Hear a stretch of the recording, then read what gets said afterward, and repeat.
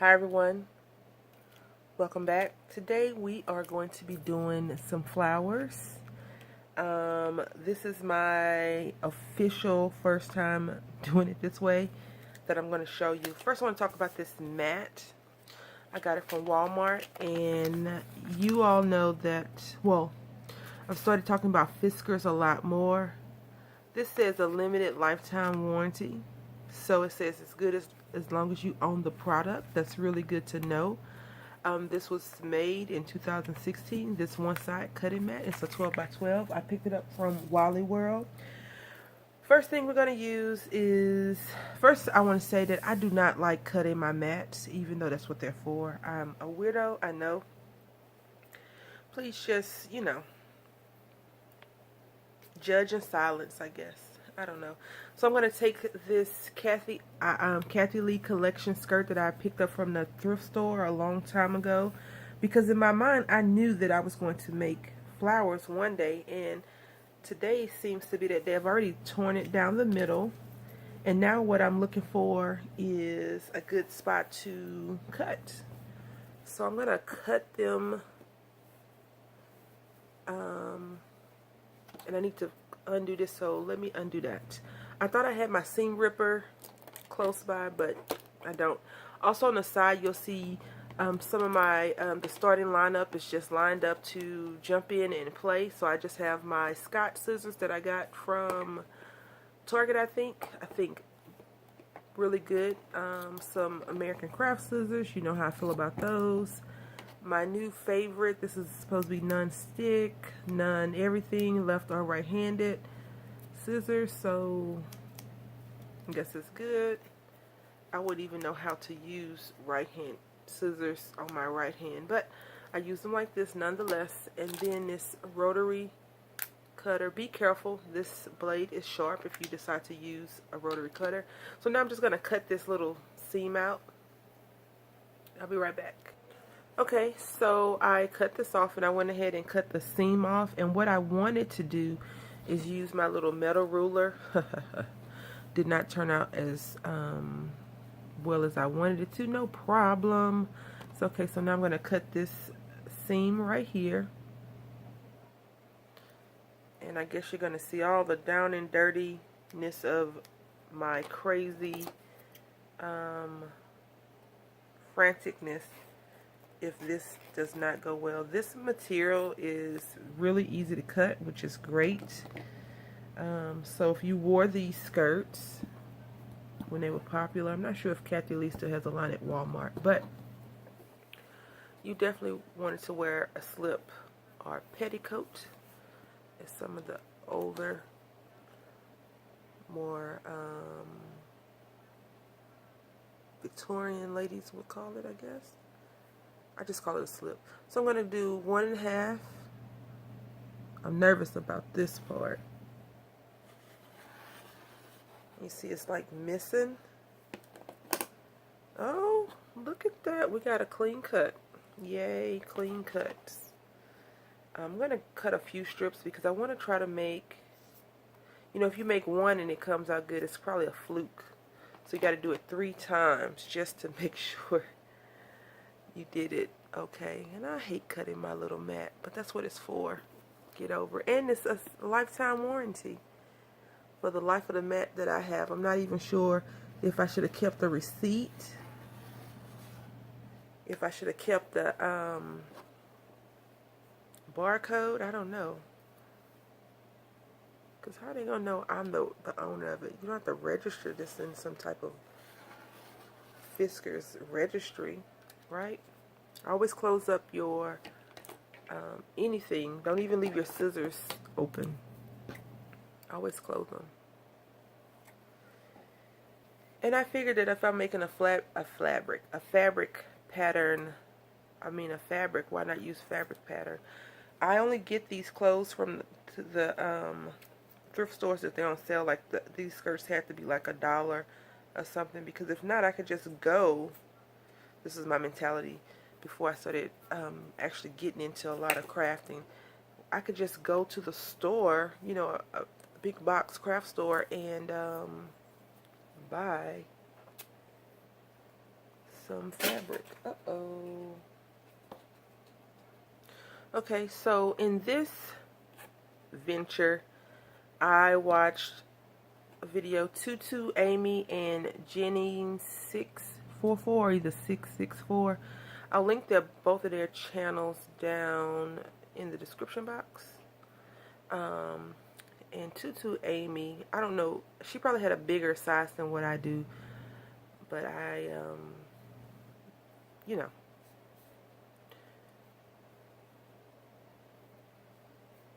always get inspired to create your own. So in this one, I just kind of fan folded it, and on her, she says she cuts a upside down U, which makes sense to get the petals. I hope I didn't cut too much, which is okay, I guess, if I did, and it's always the first time. So these are definitely Pinterest and YouTube inspired, and I definitely I went on to go over and subscribe to their channel, so maybe you will too. And so this is how it's going to look. And I've seen this kind of thing on Pinterest, but they don't tell you how they got that. They just show different steps. And so I've already threaded my needle, only because I didn't feel like fighting with it. This thread comes from Tuesday Morning, but I am going to have to go to the store, any craft store, and get some white thread. And so now I'm just going to do a running stitch.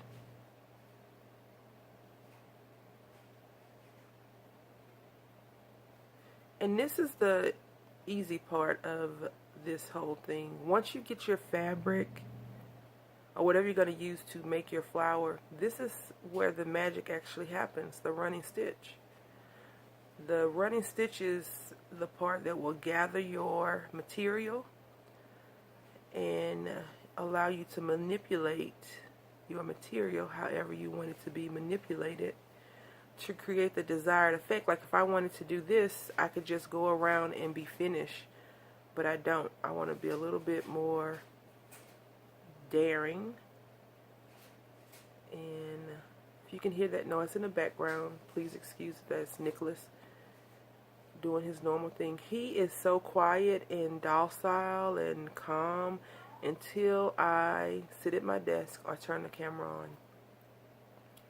Then it's like, let me show out, because I haven't been filmed in a long time. So now you just do that. This is pretty just like that, but hey, that's not what we're here for. Now this is the part that I'm going to adapt from Jennings 664. She took hers and she left some of the thread on at the end. Let me just cut this off while I'm at it, while I'm thinking about it. I probably have too many pairs of scissors over here. And she left some of it down at the end, like that. And she kind of glued these ends together. So I'm going to show you both ways, I guess. Because what she did is she took the thread and she bunched the circle up, or the flower up, like that. But she had actual real pretty lace, whereas I just cut this out. So that's how she did it, and made it into that Tutu Amy. She kind of did hers like this, where she had a center, because what she did is she took another piece of fabric and put it on top. So let me know if you make these flowers and how you do yours. I actually like this because I can bunch them together just like that and tie a knot. But I don't want to waste a lot of thread doing that. So I think this is plenty. And now what I'm going to do is tie a knot, and then I'll snip it. I'll snip it first. I'll tie the knot and then I'll come back. Well, no, because then you're like, well, I can't see what happened. So let's see, tie the knot.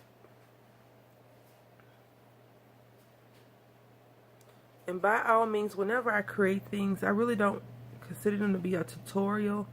I'm just showing you how I'm doing it. There are much more people out here that do a lot better at explaining things and showing you their craftsmanship versus how I do mine. So, you know, I appreciate you watching and hanging out with me while I create. And if you use anything that I do, I'm even more happy. So, but we all learn from somewhere. Even if you think your idea is original, you got inspiration or something sparked it from somewhere else. Even if it's a bad inspiration. You know how people always talk about their bosses and they're like, my boss is not the greatest because of this, and then people are like, well, you're inspired not to be like your boss. And you're like, yeah, that's true. So I've cut this, and now I'm not going to hot glue. I don't feel like playing around with my glue gun today. I did tie it in a knot, so that should be sufficient enough. And what I'm going to do is leave this one aside. I'm going to go ahead and do my upside down U's or cut out some things, and then I'll come right back and we'll get started with the second one. But overall, I think it looks pretty good. This is a bold color, this burgundy. In my opinion, it's very, very bold. So it's kind of overpowering. We're going to have to find like something really shiny to go in the center. Okay, so let's see if we have enough thread. I think we do. I haven't re-threaded the needle. And now what we're going to do is we're going to start again on the bottom. And I chose to do the back this time because I want to try and gather it, and I can put the gather pieces at the bottom. I am currently actively, I have the TV on flowers, DIY flowers, but I can't look up and talk and do this. I'm afraid I might poke myself. But I went to look at YouTube because I don't have cable, you all know that. So I watch YouTube off through my Fire Stick. And I got a message saying that YouTube won't be available anymore. For more information, starting January 1st on the Fire Stick. For more information, go to Google. And of course I just typed in Google and Fire Stick, and I got something I didn't really want to see. It's that they YouTube and Amazon, or Google and Amazon, are beefing over something. And I guess I can understand. So on this one, I did not save the extra piece, extra yarn, like I was supposed to. So I just pulled it back through. And here we are. So now what I'm going to do is just pull these together. Again, just like that. I like that technique. I think on the last one I'll do it the other way to see what is what. Put this to the side and tie some knots.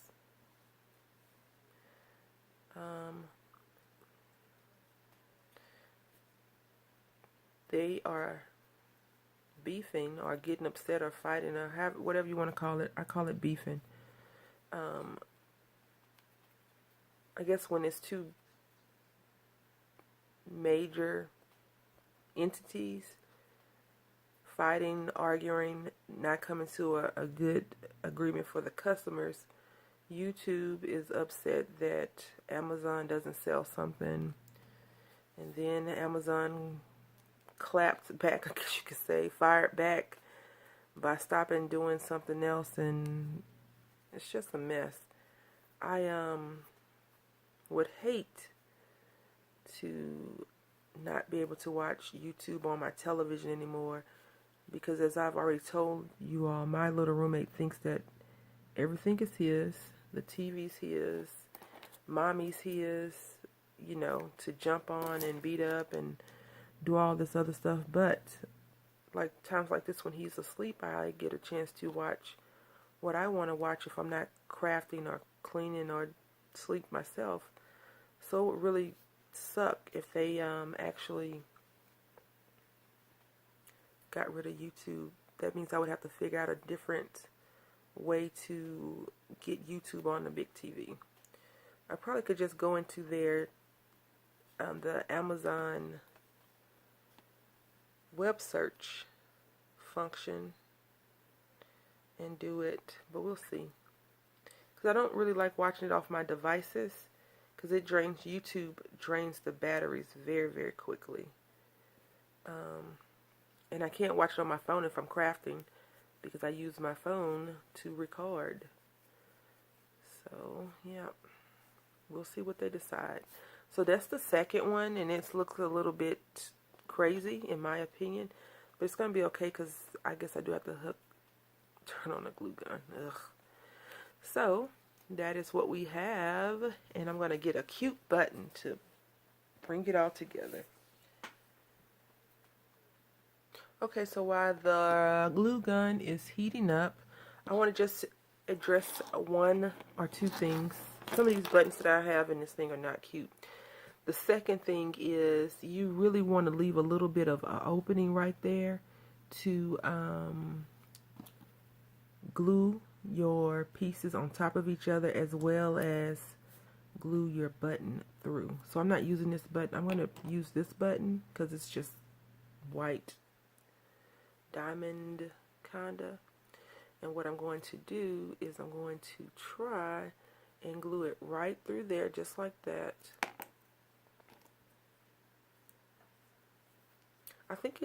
I actually like this way. I'm going to try more flower making techniques, and I'm of course going to bring you along to see how it comes out. This is very pretty.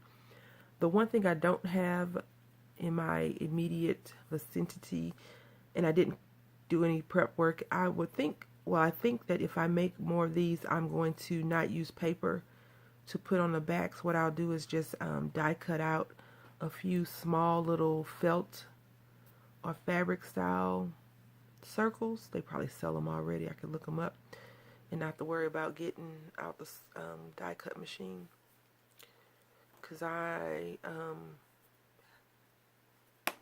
don't want to get into that, because usually when I die cut, it's like all day. It's an all day die cut evolution. But yeah, so I'm just waiting on this glue gun to heat up, and we're going to go ahead and piece all this together, and we'll call this done. While I'm waiting on that, we'll go ahead and sew some more since we are here. And since these are kind of shabby, they don't have to be perfect petals. I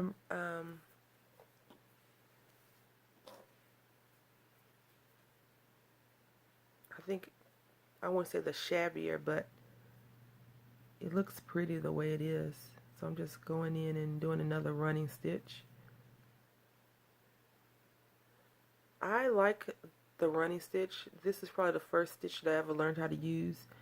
And I used to make my own doll clothes when I was growing up. So, you know, when you grow out of a pair of jeans, for me, I'm not tall, but I am leggy, if that makes any sense. Well, I was until the adipose tissue took over.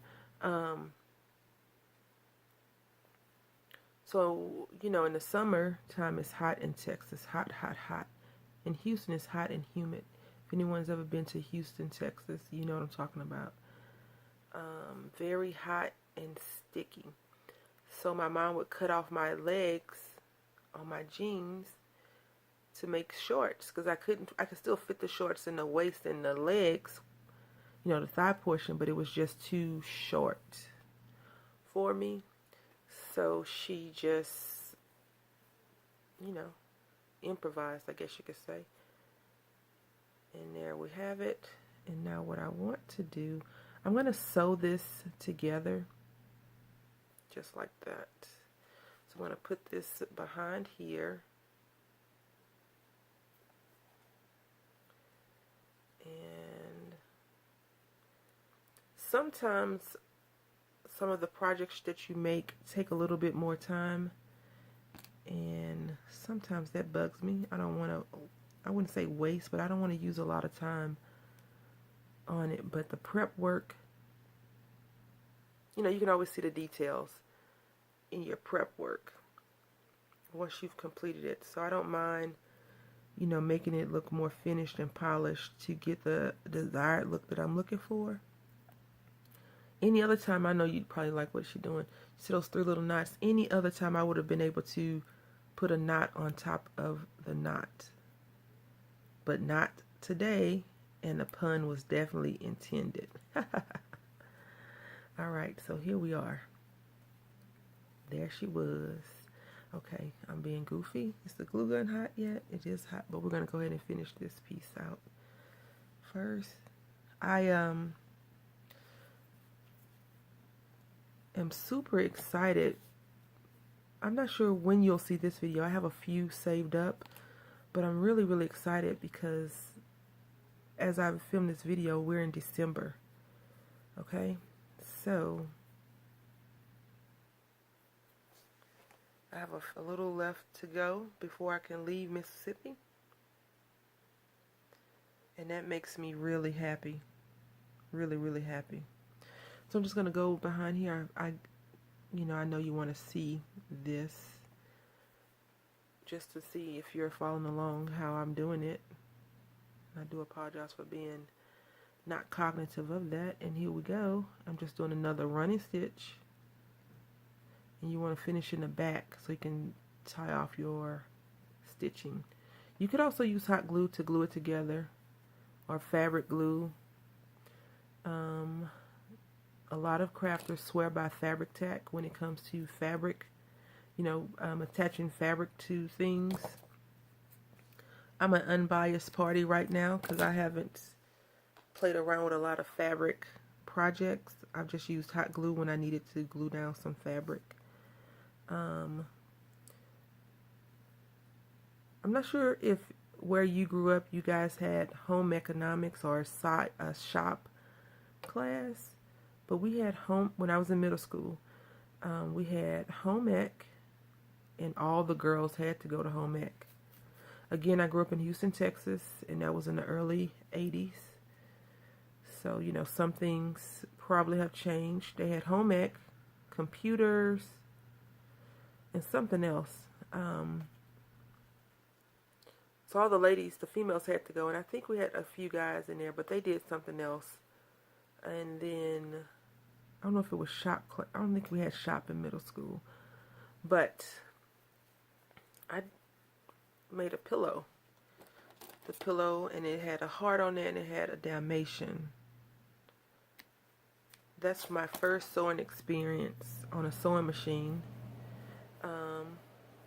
If I can find it, it won't be this anytime this year because it was in my mom's property that I had in storage, so I have to dig through her stuff if I can find it, and I'll share that with you at a later, much later date. So what I'm going to do now is go ahead and glue this on, and I'm going to just glue right here in the center. You all know that I like making sure my centers are glued on well, and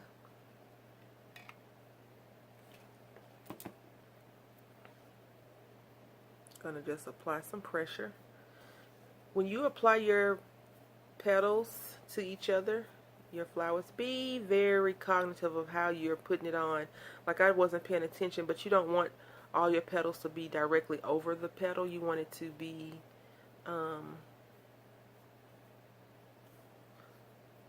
like this, intercrossing or whatever.